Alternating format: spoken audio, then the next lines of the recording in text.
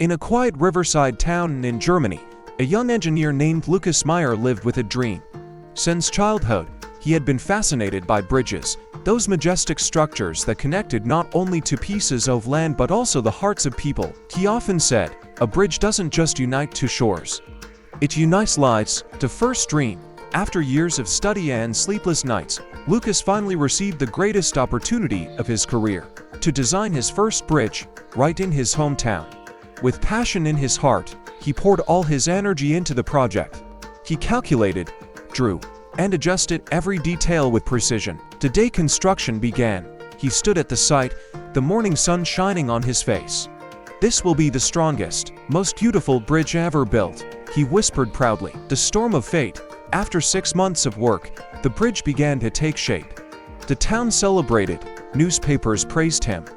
Lucas became the pride of his people, but just 3 days before the grand opening, a violent storm swept across the town. When the rain finally stopped, the news hit like thunder. The bridge had collapsed.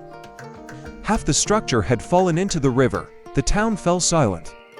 Lucas stood at the edge of the water, staring at the twisted steel and shattered concrete, his dream sinking with the debris. Days of darkness. The media called him the failed engineer. Investors abandoned the project. Friends stopped visiting. Alone in his room, Lucas tore apart his blueprints. He told his former professor, "Maybe I was never meant to be an engineer." The old man smiled gently and replied, "Lucas, failure doesn't close your path. It hands you a key. That key opens the door to understanding and growth." Learning from the ruins, those words lingered in Lucas's mind all night. The next morning, he returned to the wreckage and examined every broken piece. He took notes on everything. The wind was stronger than he had calculated. The soil near the riverbank was softer than expected. His design was beautiful, but lacked a deep understanding of nature's forces. For the first time, Lucas realized his failure was not meaningless. It was a lesson, a way to see beyond numbers and drawings. He returned to university, studied flexible architecture and environmental engineering, and learned from experts around the world. He discovered that knowledge gained from failure had a depth no classroom could ever teach. The second bridge. 3 years later, Lucas came back with a new vision, to rebuild the same bridge, now called the Phoenix Bridge, after the mythical bird that rises from ashes. This time, his design embraced the lessons of failure: deeper, reinforced foundations, materials that could bend without breaking, a structure that moved with the wind instead of resisting it. When the day of the reopening arrived, the townspeople gathered on both sides of the river. Lucas stood at the center of the bridge, feeling the wind brush against his face.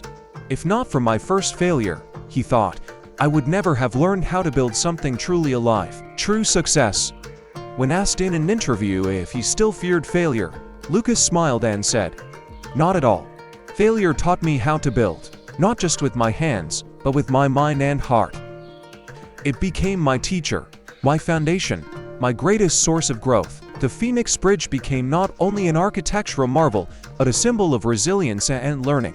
Years later, as a professor, Lucas would write on the board the quote that defined his life: "Failure is the key that unlocks understanding and growth." The lesson: failure is not the end of the road.